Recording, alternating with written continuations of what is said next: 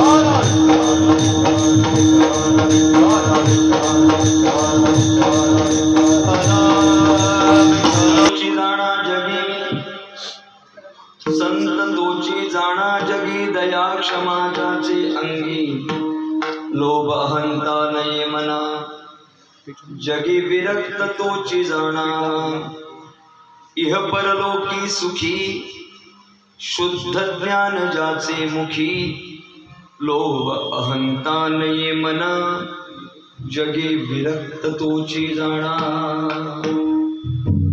मिथ्या कल्पना मागे सारा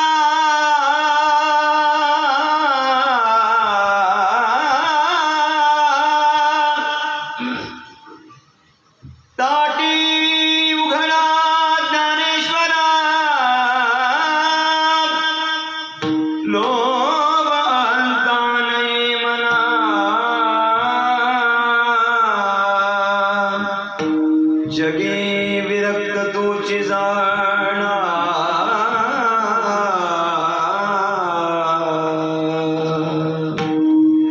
चित्ती तुझे पाय डोळा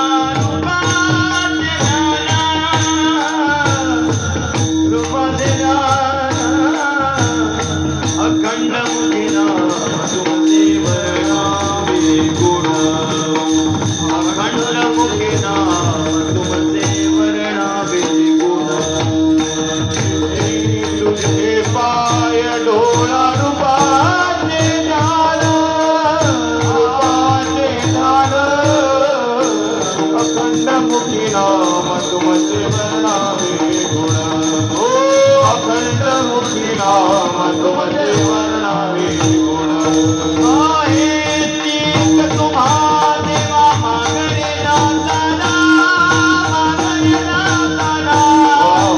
उचित ते करा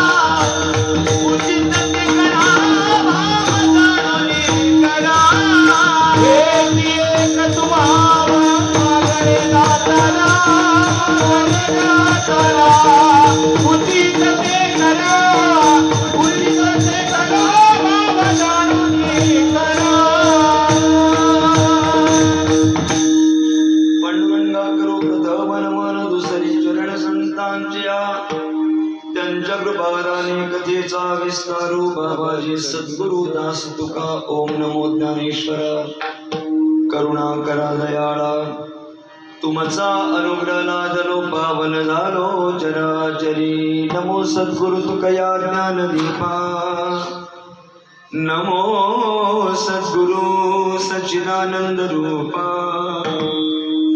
नमो सद्गुरु भक्त कल्याण मूर्ती नमो सद्गुरु भास्कर पूर्ण कीर्ती सेवे लागे सेवक झालो तुमच्या लागलो निज चरणा अहो स्वामी तुकया देवा यावरी न करावा अभेरु आता अभिनव वाग्विलासिनी जे चातुर्यात कला कामिनी ते शारदा विश्वमोहिनी नविने मिया जयांचे केलिया स्मरण होय सकळ विद्यांचे अधिकरण तेची बंधू श्रीचरण श्री गुरूंचे ते नमस्कारो यता मस्तक हे पायावरी या वारकरी संतांच्या संत तोची जाणा जगी दया क्षमा जाचे अंगी लोभ अंता नये मना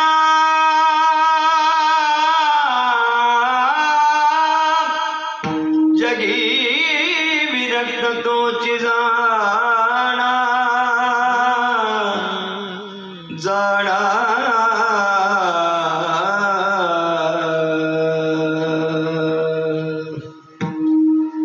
अखिल गुणनिधान रुक्मिणी प्राण संजीवन भगवान श्री परमात्मा मुक्त कैवल्य तेजोनिधी विश्व संत मौली महावैष्णव ज्ञानेश्वर भगवान आहेत वैराग्यमूर्ती जगद्धारक जगद्गुरु श्री संत तुकाराम महाराज आदि सकल संत कृपेने स्वानंद सुखनिवासी ब्रह्मलीन हरिभक्तीपरायण राम महाराज पोंगणे महाराजांच्या त्याचबरोबर स्वानंद सुखनिवासी प्रातस्मरणीय श्रद्धेय ब्रह्मलीन शंकर महाराज देशमुख महाराजांच्या कृपा आशीर्वादाने तरुणांचं प्रेरणास्थान आणि वारकरी संप्रदायाचे निष्ठावंत पायी सेवक असणारे श्रद्धे हरिभक्तीपरायण सुरेशजी महाराज पातेरी महाराजांच्या कुशल मार्गदर्शनाने सर्व परिसरातील उपस्थित भाविक भक्त मंडळी आपल्या सर्वांच्या प्रार्थने उपस्थितीमध्ये ग्रामस्थ मंडळ कासारवाडी यांच्या संयुक्त विद्यमाने अथक परिश्रमातून आणि संपन्न होत असलेला त्रितपपूर्ती सोहळा परिपूर्ण करून अर्थात 36 वर्षाची प्रदीर्घ परंपरा प्राप्त केलेला आणि 37व्या वर्षामध्ये पदार्पण करून द्वितीय दिनी कीर्तन सेवेला समापन्न झालेल्या या नामसप्ताहातील आजची कीर्तन सेवा सद्भाग्याने माझ्या वाट्याला प्राप्त झालेली आहे। जगद्गुरु तुकोबारायांच्या प्रासादिक वाणीचा आधार घेऊन बोलायचं म्हटलं तर तुका म्हणे मजन घडता सेवा पूर्व पुण्य ठेवा ओढावला पूर्वजन्माचं सुकृत पदरी शिल्लक असावं आणि म्हणून या कीर्तन सेवेच्या माध्यमातून श्रद्धे हरिभक्तीपरायण सोदिन महाराज पातेरे महाराजांनी फोनद्वारा केलेल्या संपर्काद्वारा या ठिकाणी उपस्थित समस्त देवतुल्य श्रोतू मायबाप आपल्या सगळ्यांच्या दर्शनाचा आणि तद्निमित्ताने कीर्तन सेवेचं सद्भाग्य मला प्राप्त झालेलं आहे। विठ्ठल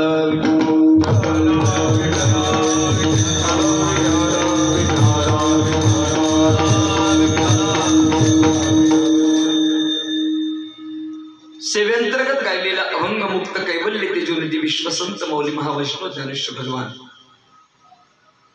माऊलींची अत्यंत लाडकी आणि सर्वोत्तम प्रिय असणारी बहीण अर्थात आदिशक्ती चित्कला मुक्ताई माऊली मुक्ताईचा 4 चरणाचा हा अभंग संतांची संज्ञा संतांचं यथार्थ ज्ञान आणि संतांची अंतर्लक्षण प्रतिपाद्य विषय या अभंगाद्वारे आपल्या समोर मुक्ताई या ठिकाणी व्यक्त करतात। खरं तर अभंगाचा विचार करत असताना अनेक प्रश्न आपल्या समोर पडावे। या अभंगाचं चिंतन पाहत असताना पहिल्यांदा प्रसंग जर पाहिला तर अभंग माऊली मुक्ताईचा आहे आणि तो आपल्या ज्ञानदारासाठी आहे। ताटीचं प्रकरण आपण अभ्यासलं तर संत वाङ्मयामध्ये अनेक प्रकरण आहेत. प्रत्येक संतांची स्वतंत्र प्रकरण आहेत. वारकरी शिक्षण संस्था अर्थात जोग महाराज श्री क्षेत्र आळंदी या संस्थेद्वारा या गाथ्याचे अनेकविध प्रकरण पाडली. जशी वारकरी शिक्षण संस्थेद्वारा प्रकरण आपल्याला पाहायला मिळतात, मग मागणीपर असेल, लांबपर असेल, अद्वैतपर असेल, स्थितीपर असेल, उपदेशपर असेल, अशी अनेक प्रकरण पाहत असताना आज माऊली मुक्ताईच्या अभंग संहितेचा या प्रासादिक वाणीचा विचार करत असताना ही प्रासादिक वाणी माऊली मुक्ताईची आहे, ताटी या प्रकरणातील आहे आणि संतांची संज्ञा ज्ञानदादाला समजावून सांगणारी आहे. अभंगाची पूर्व पीठिका जर आपण लक्षात घेतली तर माऊली मुक्ताई तसा ज्ञानदादाला उपदेश करते. पण उपदेश करत असताना संत नेमकं कुणाला म्हणावं आणि त्या संतांची नेमकी लक्षणं काय आहेत याचा एक विस्तृत विचार अभंगाद्वारे आपल्याला पाहायचा आहे. काय संज्ञा संतांची? माऊली मुक्ताई असं म्हणतात, संत तोची जाणा जगी दया क्षमा ज्याचे अंगी. दादा संत त्यालाच म्हणावं किंवा त्यांच्याकडे संतांची लक्षणं आहे, त्याच्या अंतःकरणामध्ये दया क्षमा लोभ अहंता या सद्गुणांना वाव आहे. दादा संत त्यांना म्हणावं. आता वास्तविक पाहता या संपूर्ण अभंगाचं चिंतन आपण परिशीलन लक्षात घेतलं तर चिंतन ऐकत असताना आपल्या एक गोष्ट लक्षात आणून दिली की माऊली मुक्ताईचा अभंग आहे आणि प्रसंगोत्पात विचार जर केला तर माऊली मुक्ताईचा ज्ञानदादा करता अभंग आहे. थोडा इको ठेव दादा, जसं होतं तसंच राहू दे. मी त्याचा अंतर ठेवून बोलतोय, मला त्याची सवय आहे.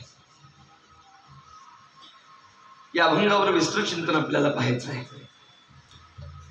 श्रद्धे हरिभक्तीपरायण सुरेश महाराज पातेरे महाराजांच्या आज्ञेद्वारे या ठिकाणी कीर्तन सेवेचा सहयोग प्राप्त होतोय.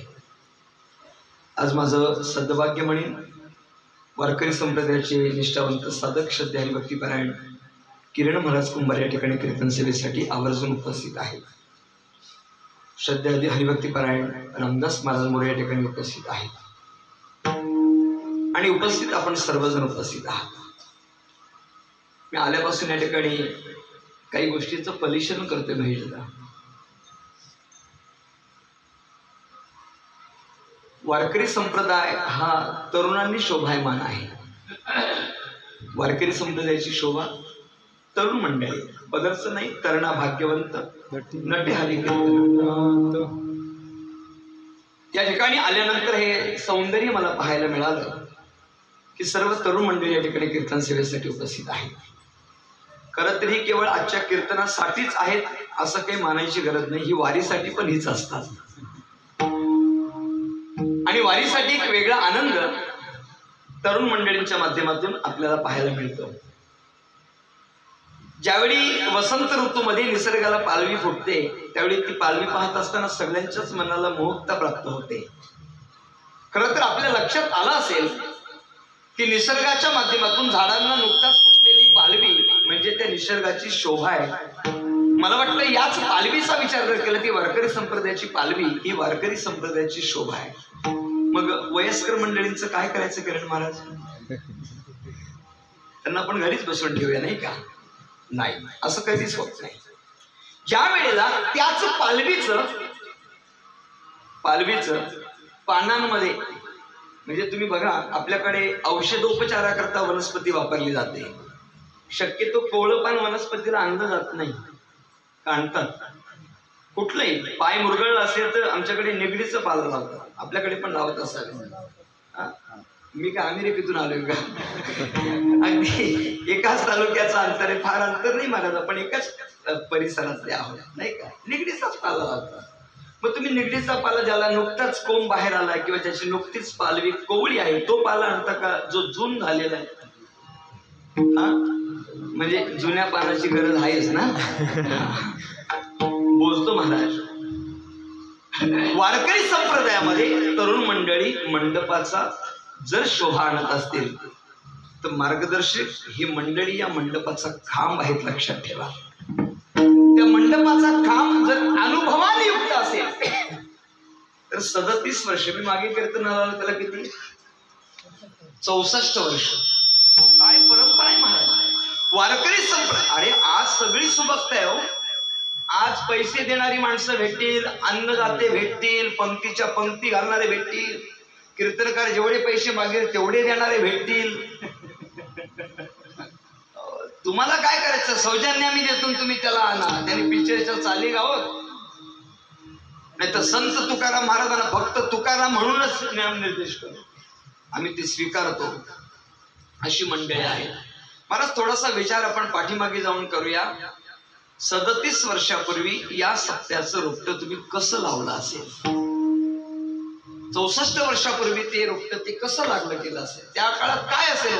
या सगळ्या हा एवढा वैभवशाली मंडप, एवढ्या अंतरावर मी बोलते तरी तुम्हाला आवाज क्लिअर जातोय. एवढी सिस्टम होती का तेव्हा? तिथून दोरीला टांगलेला माहिती असला तर तोही असला तर म्हणतोय. तो मंडपाच्या खांबाला टांगलेला असेल तो वरून, म्हणजे त्याला बोलताना असंच बोलायचं. आणि अशा परिस्थितीमध्ये या सगळ्या जाणत्या मंडळींनी, ज्येष्ठ धर्माचार्य मंडळींनी आपल्यासाठी हा मंडप उभा केला. हे त्यांचे आपल्यावर असणारे ऋण आहेत. पण मी कौतुक आदरणीय श्री महाराजांचं असं करेन किंवा वारकरी संप्रदायाचं असं करेन की वारकरी संप्रदायामध्ये तरुण मंडळी जोपासली जातात ही वारकरी संप्रदायाची श्रीमंती आहे. एखाद्या कीर्तनकाराची माळी असेल आणि त्याची 50 लाखाची गाडी असेल आणि तुम्ही जर त्याला श्रीमंत म्हणत असाल तर कदाचित तुमचे डोळे असून आंधळे पण आहे असं समजावं लागेल. त्याच्या माळीवर त्याचं श्रीमंती पण तुम्ही मोजू नका. त्याला गावात काय किंमत आहे ही पहिली तपासा. नाही तर गावात मयत झालं काय आणि गावात हळदी झाल्या काय हा बोंबलत बाहेरच हिंडतोय. हे महाराज गावात चालत नाही. पण आज वारकरी संप्रदायाची श्रीमंती बहुतांशी मंडळी या संपत्तीला जपत नाहीत. आता ही संपत्ती जतन केली. काय गुणवान पोर आहेत महाराज, काय त्या पक्वाचा हात वाचतोय त्यांचा. हो, कधीतरी आपण याचं कौतुक केलं पाहिजे. कीर्तनकार असेल, अधिष्ठान असेल तर त्या अधिष्ठानाने घरदाराची श्रीमंती जोपासण्यापेक्षा पहिल्यांदा ही श्रीमंती जोपासावी. त्याच्या इतका ऐश्वर्यवान कीर्तनकार दुसरा जगताच्या पाठीवर कोणी श्रीमंती जोपासली पाहिजे. मला वाटतं आदरणीय महाराज आपल्या माध्यमातून ही श्रीमंती जोपासली गेली. आता तुम्ही म्हणाल सुधीर महाराज आहेत. नाही, मी मगाशी तुम्हाला पाहिलं, मी परिशीलन केलं, कदाचित सुधीर महाराज असावेत याबद्दल माझं काही मत नाही. मगाशी सहज तुम्हाला अण्णा म्हणून संबोधतात. सहज त्यांच्या कोपरा लागला, एका मुलाचा कोपरा लागला. रागात नाही पाहिजे. ते तो मुलगा म्हणाला सॉरी अण्णा. दादा मोठा सॉरी म्हणाला कीर्तन चालू कर जा. काय प्रेमाची वाक्येत महाराज. दादा मोठा सॉरी म्हणणारला जा पहिलं कीर्तन चालू कर. महाराज कोपरा लागल्यानंतर सुद्धा तुला बघून चालता येत नाही का, आंधळ झाला का काय, ही भाषा न उद्गारता अजून बोलू का? आम्ही निरीक्षणच करतो महाराज. आपलं निरीक्षणाचंच काम आहे हो. महाराज स्वतः भाकरी वाढत होते. अजून काय निरीक्षण केलं पाहिजे? अजून काय मोठेपण बाजूला ठेवलं पाहिजे? डाळ वाढण्यासाठी आमचे महाराज आले की नाही, विनोद महाराज, त्यांना वाढण्यासाठी स्वतः महाराज पुढे होते हो. त्यांच्या घरामध्ये महिला मंडळ वाढत होतं, अतिशय आदराने वाढत होतं महिला मंडळ. चांगलं काम चाललं होतं, मुलं पण वाढत होती. पण माझी पण सेवा घडली पाहिजे. या वयात सुद्धा बसून आसनच करून परमार्थ बघायचा, पण सेवा करण्याचा स्वभाव काही जागा सोडायला तयार नाही. महाराज वारकरी संप्रदायाची श्रीमंती. आणि आज मला आनंद एका गोष्टीचा आहे, मी अशा श्रीमंतिक परंपरेमध्ये आज कीर्तन करतोय, याचा मला आनंद आहे. याचा आनंद आहे. मंडप खूप आहे महाराष्ट्रभर. किरण महाराज आपण फिरतो, मंडप याच्यापेक्षा मोठाही असेल कदाचित, सगळं भव्य दिव्य असेल. पण वारकरी संप्रदायाची परंपरा जोपासणारी ही जी मंडळी आहे, आज मी तुमच्या सगळ्यांच्या चरणी नतमस्तक होतो आणि माझ्या प्राप्तव्य वेळेला प्रासादिक वाणीला सुरुवात करतो. विठ्ठल